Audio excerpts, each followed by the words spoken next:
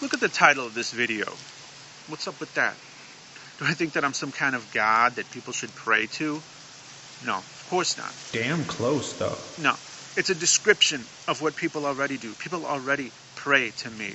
And when I say people, I'm talking about the people who post prayers on the internet and in public places. Those prayers are not meant for God. They're meant for us. It's so that the person posting the prayer can show off their piety. Praying makes them feel good, like they're doing something to help, even though they're not actually doing anything at all. And when they post a prayer in a public forum like YouTube or Facebook, it gives them a chance to show off their good deed. But how do I know those prayers are not actually meant for God? Well, it's simple. God doesn't need to boot up a computer in order to see their prayer. But I do, don't I? Yeah, Jesus had something to say about that. He said, "And when you pray, do not be like the hypocrites, for they love to pray standing in the synagogues and street corners, and YouTubes and Facebooks, to be seen by others. Truly, I tell you, they have received their reward in full. But when you pray, go into your room, close the door, and pray to your Father who is unseen. Then your Father who sees what is done in secret will reward you."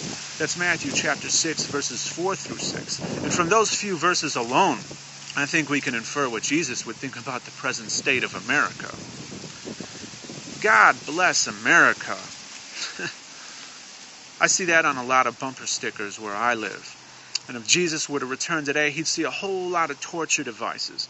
Just like the exact same torture device he was nailed to and left to perish. I mean, think about it. If Jesus were born in the early 20th century, then by the year 4012, Christians would be wearing little golden electric chairs around their necks. Yes, God, we need you to bless what is probably the most prosperous nation to have ever existed. America needs your blessing, and to hell with the rest of the world. At least that's what I see when I see the words, God bless America. But I digress. We were talking about people who were posting prayers on the internet, showing off their piety.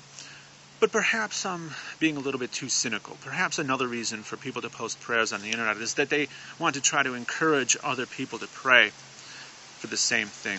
But think about the logic behind that kind of thinking for a moment. Do you think that if more people pray for something, it will increase the likelihood that that prayer will be answered? Oh yes, we were talking about Americans, right? I hate to break it to you, but the God and the heaven of the Bible, it's not a democracy. It's a stone-cold dictatorship, like North Korea, where the great leader is to be praised forever and ever, where you exist to serve him, where you are a slave. You want to put your faith into a dictator who will take care of you? Well, as someone who doesn't believe that your dictator exists, I am forced to put my faith into other human beings. And my faith is well placed. Your God never built a city. He never pressed his footprint into the lunar surface, and he never eradicated polio. Yes, between your God and human beings, my faith is well placed indeed. Ask God to merely take away your garbage, and then go ask your garbage man to do it, and see who can get it done first.